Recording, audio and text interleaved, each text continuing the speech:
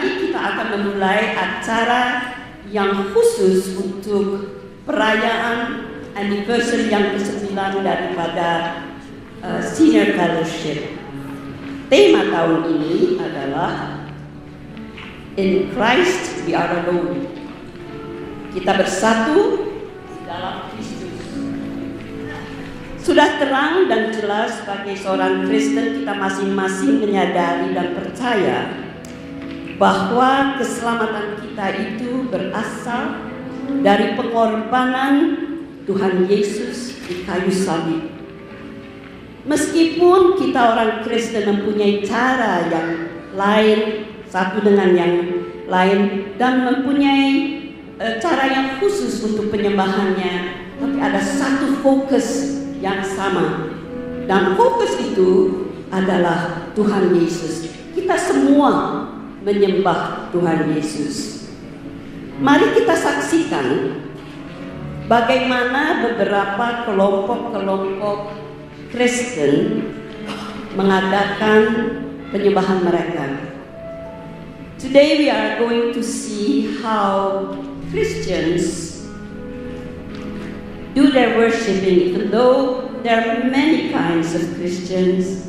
The focus of our lives and beliefs are that it is He, Jesus Christ, that we honor and that we really, truly exalt.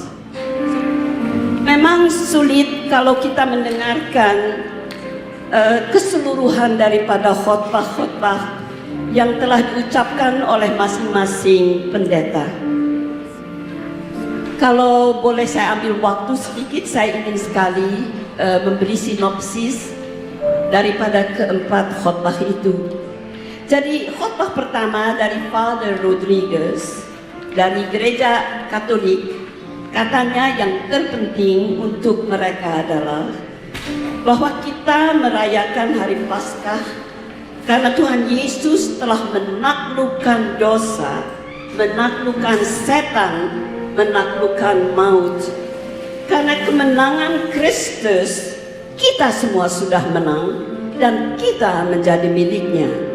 Kita hidup untuk Dia, kita mati untuk Dia. Jadi di dalam setiap percobaan kehidupan kita, di dalam kesulitan apapun juga, jangan kira bahwa kita sendiri.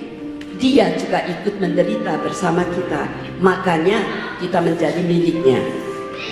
Khotbah kedua dari pendeta John MacArthur dari Gereja Kristen Tradisional mengatakan bahwa kebangkitan Tuhan Kristus adalah janji Tuhan kepada jemaatnya yang sudah direncanakan olehnya jauh sebelum kelahiran Mesias kita.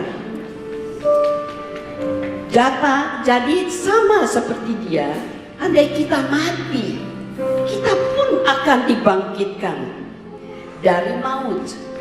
Dan kita juga percaya bahwa hal itu akan terjadi karena kebangkitan Kristus adalah janji Tuhan, adalah garansi Tuhan bahwa kita semuanya akan dibawa ke tempat Dia, ke tempat kediamannya, yaitu surga.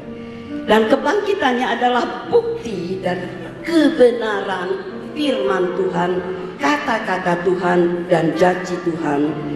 Dan Tuhan telah membuktikan bahwa dengan penyembahan kepada Dia yang adalah Tuhan yang hidup, Tuhan yang berkuasa, kita akan sama-sama bersama Dia.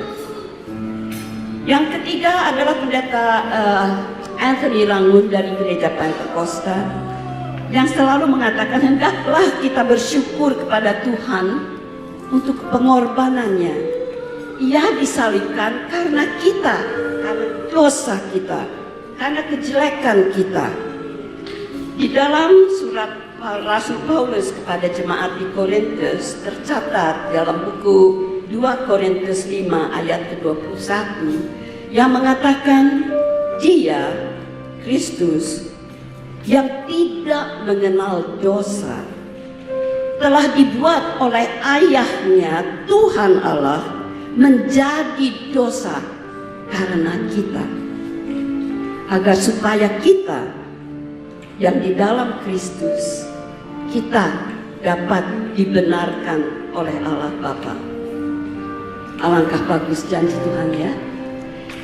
Dan keempat, dari gereja mesianik, yang paling penting bagi mereka adalah bahwa Yesus adalah satu-satunya jalan yang menuju ke surga.